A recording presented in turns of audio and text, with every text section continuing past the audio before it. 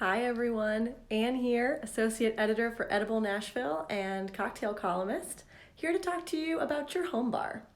A lot of us are drinking more at home nowadays, totally understandable. So I thought I'd show you my home bar and a couple liquor store finds that I've been really excited about. All right. So this is my home bar, and I have a couple products here. You can get them all at Midtown Cork Dorks, one of my favorite liquor stores. This is Gin Lane 1751, small batch Victoria pink gin. And if you're asking yourself, why is my gin pink? That's because it was distilled with some bitters. Usually, sometimes it might be this type of bitter, a cocktail bitter, or it could be in the actual botanicals itself. This one's really exciting because it has orris root, Seville orange, juniper, star anise, cassia bark, angelica, Sicilian lemon, and coriander all in the mix. Super affordable too. I think this was between $20 and $25. Comes straight from England and really delicious just on its own with some tonic.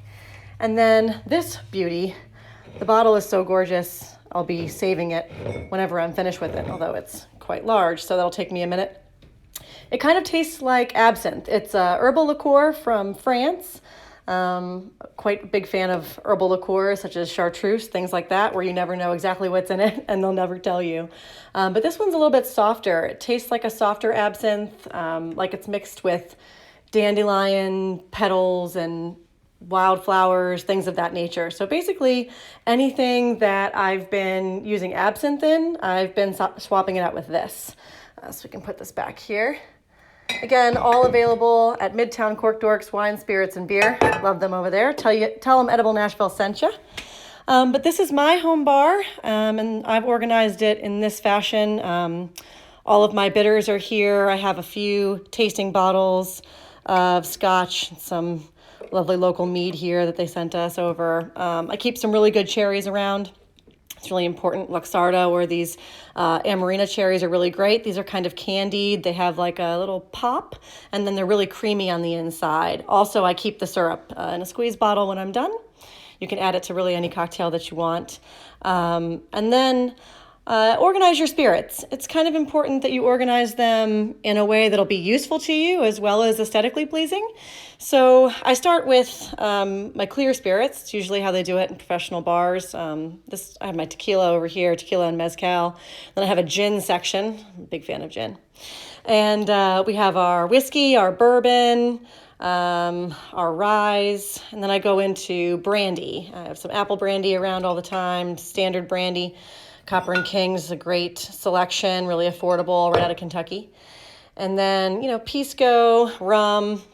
And then I get into my liqueurs. You want to keep liqueurs that you use more frequently, more easily grabbable. So triple sec or dry curacao is always a good thing to start with. And then I go into my fruit liqueurs, my herbal liqueurs like violette, chartreuses, the wonderful absinthe-like liqueur that we just talked about. I have some seasonal things up front right now. This great Koval out of Chicago, cranberry gin liqueur. Ginger liqueur, of course, cherry herring right out of Denmark.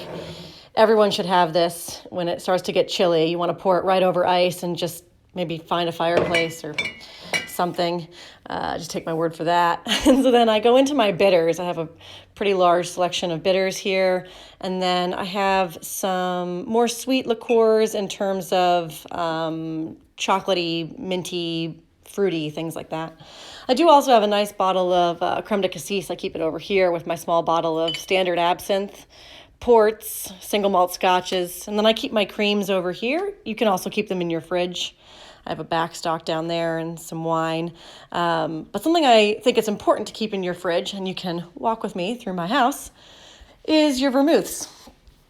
Vermouths are kind of like wine, given that they're made from wine. So it's important that you keep them in your fridge so that they stay nice and fresh for you. That goes for red and for white.